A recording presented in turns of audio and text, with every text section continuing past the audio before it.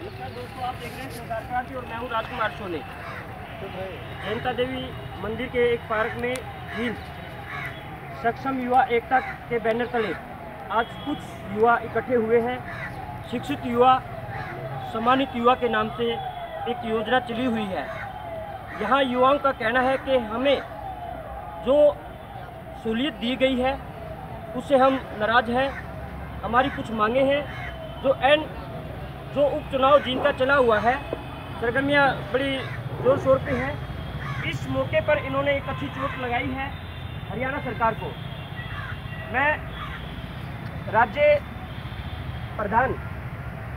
सक्षम युवा समिति की जो प्रधान है पूजा शर्मा पानीपत से, मैं उनसे जानना चाहूँगा, आखिर दिन के अंदर आपने सभी जो नेता अपनी अपनी पार्टियों के भाषण रैलियां करते हैं, तो आपने भी जींद क्यों चुना और आपकी क्या क्या मांगे हैं? पूजा जी, आपका सरदार क्रांति में स्वागत है। आज हम सभी प्रदेश के सक्षम युवा यहाँ पर इकट्ठा हुए हैं, तो हम सरकार से ये मांगे हमारी कि भी सरकार ने जो हमें ग्रुप सी पॉलिसी में लेने का वादा किया था वो अब तक पूरा नहीं किया गया, और सक्षम योजना के नाम पर शिक्षित युवा सम्मानित युवा का नारा जो दिया गया है वो बिल्कुल इसके विपरीत कार्य कर रहा है। ये हम सक्षम युवाओं को कोरा मुंह पर तमाचा और हमारा मजाक बनाया गया सरकार द्वारा। यह शिक्षित युवा अपमानित हुआ का नारा फॉलो कर रही है सरकार इसके द्वारा, क्योंकि सरकार ने इस स्कीम के तहत एक वादा किया था कि सभी शिक्षित युवाओं को 100 घंटे का 3 या 35 साल तक जो भी कंडीशन पहले फिनिश होगी उस तक नियमित रूप से रोजगार दिया जाएगा। लेकिन हम सक्षम युवाओं को 3 साल इस स्कीम को 2.5 साल हो चुके हैं, किसी भी प्रकार का कार्य नहीं प्रदान किया जा रहा, और इसमें तरह तरह का भ्रष्टाचार लिप्त है। इसमें अधिकारी भी इन्वॉल्व है, क्योंकि वो सक्षम युवाओं से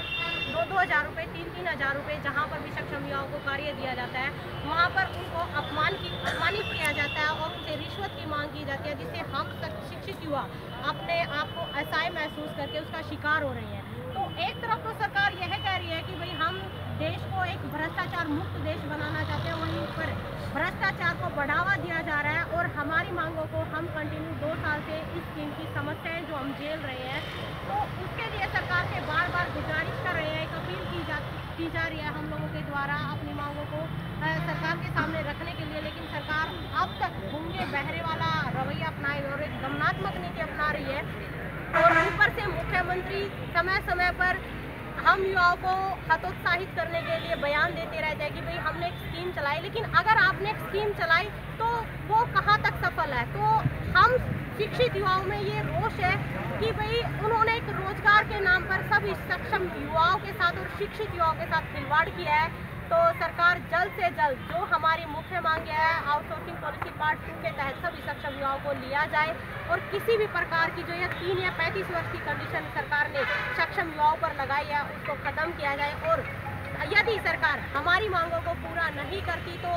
जिनमें 28 तारीख को उपचुनाव रखा गया है, अगर सरकार अब भी हम सक्षम युवाओं से यह उम्मीद रखती है कि भाई हम सरकार को सपोर्ट करेंगे, तो यह सरकार की बहुत बड़ी भूल है। तो हम बीजेपी सरकार का पूर्ण रूप से बहिष्कार करते हैं, और आज इस बहिष्कार को ही लेकर हम एक रोड प्रदर्शन भी करेंगे और सरकार को यह अपनी ताकत दिखाएंगे कि भाई एक शिक्षित युवा सरकार बना सकता है तो वह सरकार को गिरा भी सकता है। राज्य चेयरमैन पूजा शर्मा। मुझे ये बताइए, इस प्रकार का जो पीड़ा है, आप आंदोलन जो कर रहे हैं, ये कितने समय से आप कर रहे हैं और कहाँ कहाँ आपने इस प्रकार की सभा को आयोजित किया है? जी, ये स्कीम 1 नवंबर 2016 को सरकार द्वारा चलाई गई थी सक्षम योजना, और इसके तहत नारा दिया गया था शिक्षित युवा सम्मानित हुआ, और इसमें सरकार ने यह चलाया था कि भाई 100 घंटे युवाओं को जो शिक्षित हुआ आंदोलन आप कितने समय से कर रहे हैं? हम पूरे 2016 से दिसंबर से ही हमने इसमें जो कमियां थी सरकार द्वारा इनको लेकर हम आंदोलन कंटिन्यू कर रहे हैं, और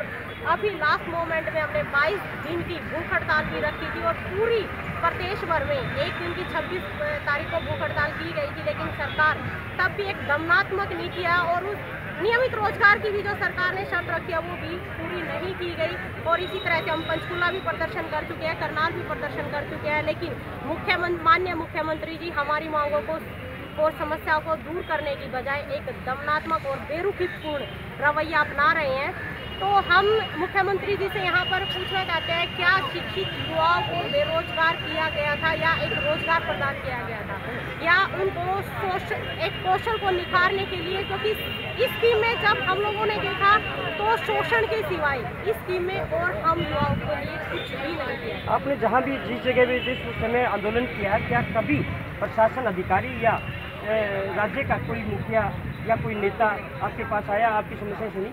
जी, जब हमने पंचकूला प्रदर्शन किया था तो हमारे मुख्यमंत्री जी के OSD जी से बात हुई थी और हमें समय दिया गया था, लेकिन वो भी हमारे लिए कोरा